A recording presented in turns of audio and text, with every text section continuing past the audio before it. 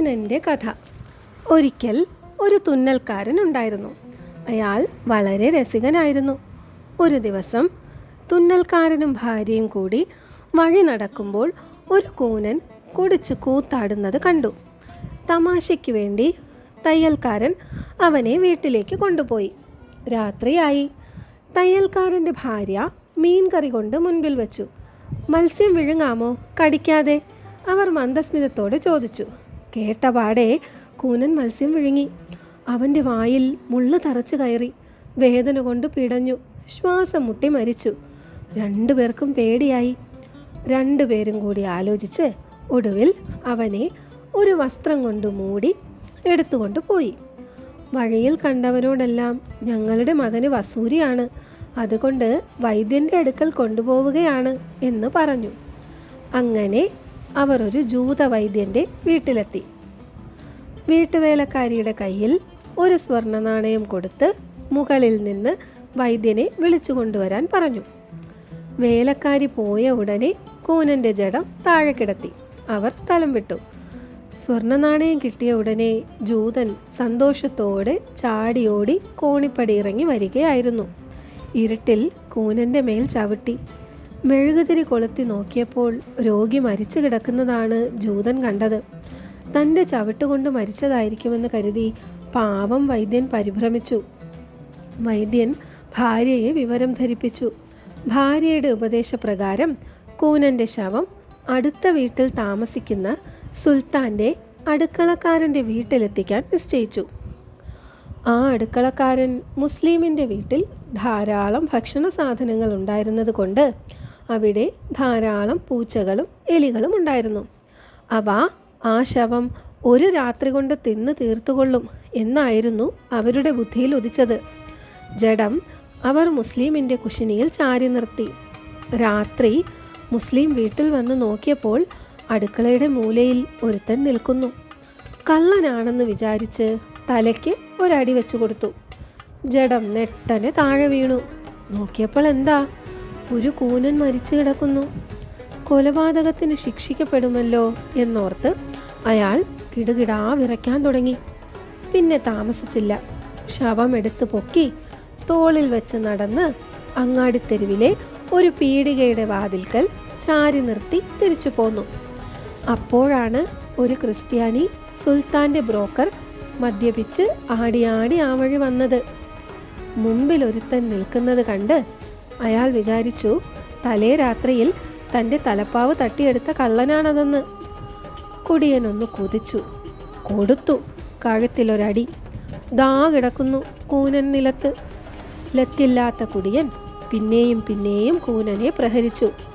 ശബ്ദം കേട്ടെത്തിയ കാവൽക്കാരൻ കണ്ടത്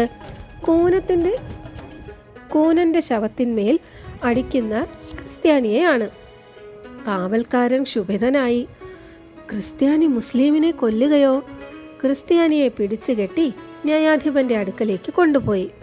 ന്യായാധിപൻ അയാളെ തൂക്കിക്കൊല്ലാൻ വിധിച്ചു. നേരം പുലർന്നു. ക്രിസ്ത്യാനിയെ തൂക്കിക്കൊല്ലാൻ ഒരുക്കം തുടങ്ങി. അപ്പോഴേക്കും അതാ വരുന്നു നമ്മുടെ സുൽത്താൻ്റെ പാചകക്കാരൻ. ഞാനാണിവനെ കൊന്നത്. എൻ്റെ അടുക്കളയിൽ ഒളിച്ചു കയറി ഭക്ഷണ സാധനങ്ങൾ കട്ടതുകൊണ്ട് അയാൾ ഏറ്റുപറഞ്ഞു. ഉടനെ പാചകക്കാരനെ തൂക്കിക്കൊല്ലണമെന്നായി. ക്രിസ്ത്യാനിയെ വെറുതെ വിട്ടു. അപ്പോഴേക്കും വൈദ്യൻ കിതച്ചുകൊണ്ട് ഓടിയെത്തി. ഞാൻ അറിയാതെ ചവിട്ടിയിട്ട് മരിച്ചതാണ് കൂനൻ. തൂക്കുകയർ വൈദ്യൻ്റെ കഴുത്തിലേക്കായി. അപ്പോൾ അതാ വരുന്നു തുന്നൽക്കാരനും ഭാര്യയും. ഞങ്ങൾ കൊടുത്ത മത്സ്യത്തിൻ്റെ മുള്ള് തൊണ്ടയിൽ തറച്ചിട്ടാണ് കൂനൻ ചത്തത്.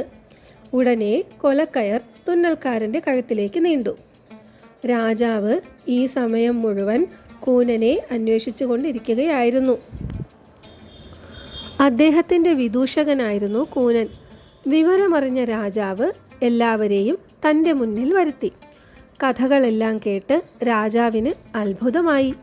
ഇത്തരം കഥ ആരെങ്കിലും ഇതിനു മുമ്പ് കേട്ടിട്ടുണ്ടോ? അദ്ദേഹം ആരാഞ്ഞു. ഉടനെ ക്രിസ്ത്യാനി പറഞ്ഞു, ഉവ്വ്, എനിക്കറിയാം, ഇതിലും രസകരമായൊരു കഥ. എന്നാൽ കേൾക്കട്ടെ. രാജാജ്ഞ കേട്ടപ്പോൾ ക്രിസ്ത്യാനി കഥ തുടങ്ങി. ക്രിസ്ത്യാനിയുടെ കഥ. കെയ്റോവിൽ ജനിച്ച ഞാൻ ഈ രാജ്യത്ത് കച്ചവടത്തിന് വന്നതാണ്. എൻ്റെ പിതാവ് കച്ചവട ദല്ലാളായിരുന്നു. അദ്ദേഹം മരിച്ചപ്പോൾ ഞാൻ ആ തൊഴിൽ ഏറ്റെടുത്തു. ഒരു ദിവസം വളരെ വിലപിടിച്ച വസ്ത്രങ്ങൾ ധരിച്ച സുന്ദരനായൊരു ചെറുപ്പക്കാരൻ എൻ്റെ അടുക്കൽ വന്നു.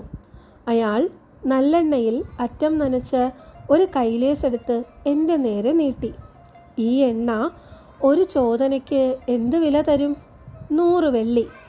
എണ്ണയുടെ ഗുണം പരിശോധിച്ച് ഞാൻ മറുപടി നൽകി. ശരി, അളവ് പാത്രവും വാഹനവുമായി ബാബ്നാസർ താലൂക്കിലെ ഖാൻ താമസിക്കുന്നിടത്ത് വരിക, ഞാൻ അവിടെ ഉണ്ടാകും എന്ന് പറഞ്ഞ് അയാൾ പോയി. ഞാൻ എണ്ണ വാങ്ങുന്ന കച്ചവടക്കാരെ കണ്ട് 120 വെള്ളിക്ക് സാധനം കൊടുക്കാമെന്നേറ്റ് പിറ്റേന്ന് പറഞ്ഞ സ്ഥലത്ത് ചെന്നു. അയാൾ 50 ചോദന എണ്ണ തന്നു.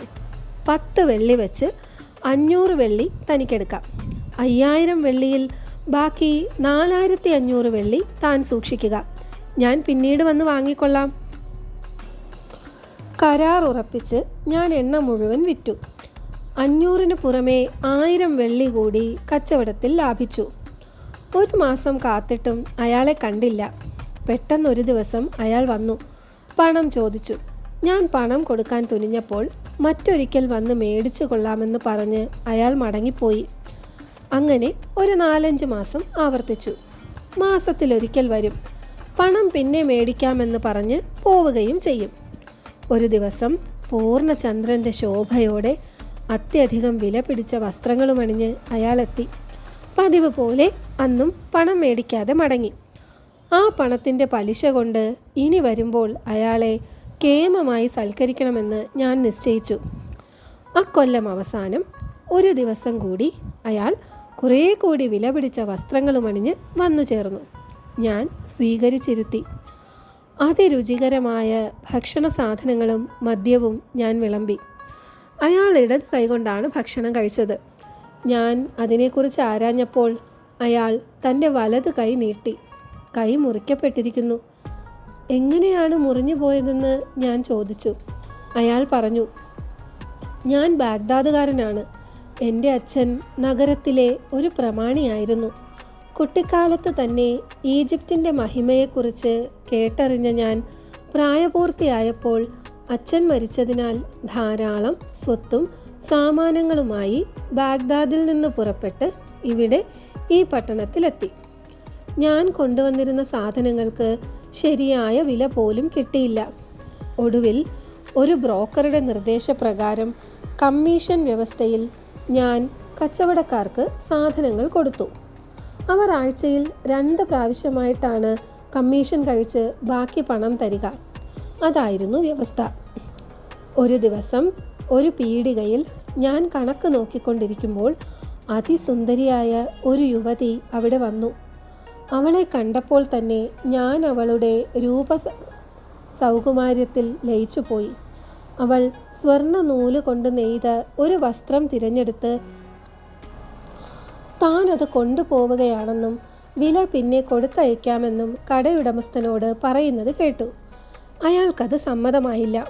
അവളുടെ ഭംഗിയിൽ മയങ്ങിയ ഞാൻ കച്ചവടക്കാരനോട് എന്ത് വിലയാണ് തരേണ്ടതെന്ന് ചോദിച്ചു. 1100 പവൻ എന്നാണ് അയാൾ മറുപടി പറഞ്ഞത്. ഉടനെ ഞാൻ ആ സംഖ്യ കൊടുത്തിട്ട് അവളോട് ആ പട്ടുവസ്ത്രം കൊണ്ടുപോയിക്കോളാൻ പറഞ്ഞു. അവളൊരു ധനിക യുവതിയാണെന്ന് ഞാൻ കച്ചവടക്കാരനിൽ നിന്ന് മനസ്സിലാക്കി. ഞാൻ സത്രത്തിലേക്ക് മടങ്ങി. അന്നത്തെ രാത്രി ഉറങ്ങാതെ അവളെ വിചാരിച്ച് കിടന്നു. രാവിലെ ഞാൻ ആ കടയിൽ ചെന്നു. കുറച്ച് കഴിഞ്ഞപ്പോൾ അവൾ അവിടെ എത്തിച്ചേർന്നു. കൂടെ ഒരു അടിമ പെണ്ണുണ്ടായിരുന്നു. അവൾ എനിക്ക് 1200 പവൻ തന്നു. ഞങ്ങൾ അവിടെ ഇരുന്ന് സംസാരിച്ചു.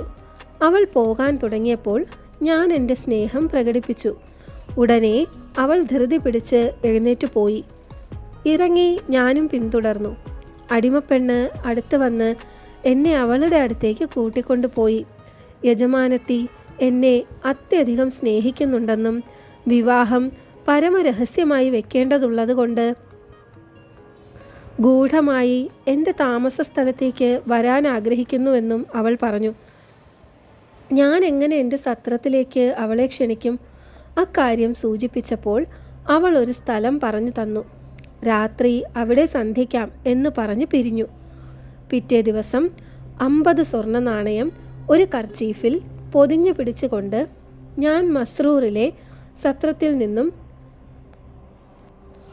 ബാബ്ഡുവൈല വരെ നടന്നു. പിന്നീടൊരു കഴുതപ്പുറത്ത് കയറി. കഴുതയുടെ ഉടമസ്ഥനും കൂടെ വന്നു. ഹബ്ബനിയ എന്ന സ്ഥലത്തേക്ക് പോയി. അവൻ എന്നെ അവൾ പറഞ്ഞിരുന്ന വീട്ടിലെത്തിച്ചു. പിറ്റേ ദിവസം വെളുപ്പിന് അവിടെ വരണമെന്ന് ചട്ടം കെട്ടി 1/4 പവനും കൊടുത്ത് ഞാൻ അവനെ അയച്ചു. വാതിലിൽ മുട്ടിയ എന്നെ സ്വീകരിച്ചത് 2 കോമളാംഗികളായ കന്യകകളായിരുന്നു. അവരെന്നെ മുറിയിലെ ഹാളിലെത്തിച്ചു. ജനാലകളിലെല്ലാം വള്ളികൾ പടർന്നു കിടന്നിരുന്നു. അവയിൽ ധാരാളം നല്ല പഴങ്ങൾ തൂങ്ങിക്കിടന്നിരുന്നു. തോട്ടത്തിൽ നിന്ന് പക്ഷികളുടെ കളഗാനം ഒഴുകിക്കൊണ്ടിരുന്നു. അരുവികളുടെ സംഗീതവും. ആകെ സ്വർഗ സമാനമായിരുന്നു ആ സ്ഥലം. തറ മാർബിൾ കല്ലും കൊണ്ട് പടുത്തിരുന്നു. നടുവിലൊരു ജലധാര യന്ത്രമുണ്ടായിരുന്നു. സ്വർണം കൊണ്ടുണ്ടാക്കിയ 4 പാമ്പുകളുടെ വായിൽ കൂടിയാണ് ജലധാര പുറപ്പെട്ടിരുന്നത്. എൻ്റെ ഹൃദയം കവർന്നവൾ മന്ദസ്മിതത്തോടെ എഴുന്നേറ്റ് അടുത്തേക്ക് വന്നു. ഞാൻ അവളെ ആലിംഗനം ചെയ്തു. വിശിഷ്ടമായ ഭോജ്യ സാധനങ്ങൾ ഒരുക്കി എന്നെ സ്വീകരിച്ചു. അന്നത്തെ രാത്രി കഴിഞ്ഞു പോയത് അറിഞ്ഞില്ല. രാവിലെ ഞാൻ ആ കൈലേസും പവനും അവൾക്ക് നൽകി. കഴുത അവിടെ ഹാജരുണ്ടായിരുന്നു. തിരിച്ച് സത്രത്തിലേക്ക് പോന്നു. അങ്ങനെ അനേക ദിവസം കഴിഞ്ഞു. അവൾക്ക് ഞാൻ ഒരു കൈലേസും 50 പവനും എന്നും സമ്മാനിക്കാറുണ്ടായിരുന്നു. എൻ്റെ പണപ്പെട്ടി ശൂന്യമായത് വളരെ വൈകിയേ ഞാൻ അറിഞ്ഞുള്ളൂ. ദരിദ്രനായ ഞാൻ ഒരാളുടെ പോക്കറ്റടിച്ചു. അയാൾ അതറിഞ്ഞ് ക്ഷുഭിതനായി. ആളുകൾ ഞാൻ കള്ളനാണെന്ന് പറഞ്ഞു. അപ്പോഴേക്കും ന്യായാധിപനും അവിടെ എത്തിച്ചേർന്നു. എന്നെ പരിശോധിച്ച് പണസഞ്ചി എൻ്റെ കയ്യിൽ നിന്നും കണ്ടെടുത്തു. എനിക്ക് കുറ്റം സമ്മതിക്കേണ്ടി വന്നു. അവർ എൻ്റെ വലത് കൈ വെട്ടിക്കളഞ്ഞു. അവരുടെ കരുണ കൊണ്ട് ഞാൻ മരിക്കാതെ രക്ഷപ്പെട്ടു. അയാൾ എന്നിൽ ദയ തോന്നി ആ പണസഞ്ചിയും 20 പവനും തിരിച്ചു തന്നു. വീണ്ടും അവളുടെ വീട്ടിലെത്തിയ എൻ്റെ മ്ലാന മുഖം കണ്ട് അവൾ വ്യസനിച്ചു. വിവരങ്ങളെല്ലാം ചോദിച്ച് മനസ്സിലാക്കി. തനിക്ക് വേണ്ടി എല്ലാം ത്യജിച്ച എൻ്റെ സ്നേഹത്തിൽ അവൾ നിർവൃതി കൊണ്ടു. അവൾ എൻ്റെ ദയനീയ സ്ഥിതിയിൽ ദുഃഖിതയായി. ഒരു മടിയും കൂടാതെ അവളുടെ സകല സ്വത്തും എൻ്റെ പേർക്ക് എഴുതി വെച്ചു. ഞാൻ കൊടുത്തിരുന്ന കൈലേസുകളും പവനും അവൾ സൂക്ഷിച്ചു വച്ചിരുന്നു. ഞങ്ങൾ നിയമസാധുതയുള്ള വിവാഹം നടത്തി. കുറച്ച് മാസങ്ങൾക്കകം അവൾ മരിച്ചു. ഇതാണ് എൻ്റെ കഥ. കഥ പറഞ്ഞു തീർത്ത് അയാൾ യാത്രയായി. കൂടെ ചെല്ലാൻ അയാൾ എന്നെ ക്ഷണിച്ചു. അങ്ങനെ എല്ലാം വിറ്റ് ഞാൻ ഈ നഗരത്തിൽ എത്തിച്ചേർന്നു. ഇവിടെ ദല്ലാളായി ജോലിയും തുടങ്ങി. വിധി ഇങ്ങനെ ഒരു കുഴപ്പത്തിൽ ചാടിക്കുകയും ചെയ്തു. എങ്ങനെയിരിക്കുന്നു? കൂനൻ്റെ കഥയോ അതോ എൻ്റെ കഥയോ അധികം വിസ്മയകരം? അയാൾ പറഞ്ഞു തീർന്നപ്പോൾ മുസ്ലിം പാചകക്കാരൻ തൻ്റെ കഥയുമായി മുന്നിലേക്ക് വന്നു. പാചകക്കാരൻ മുസ്ലിമിൻ്റെ കഥ നാളെ.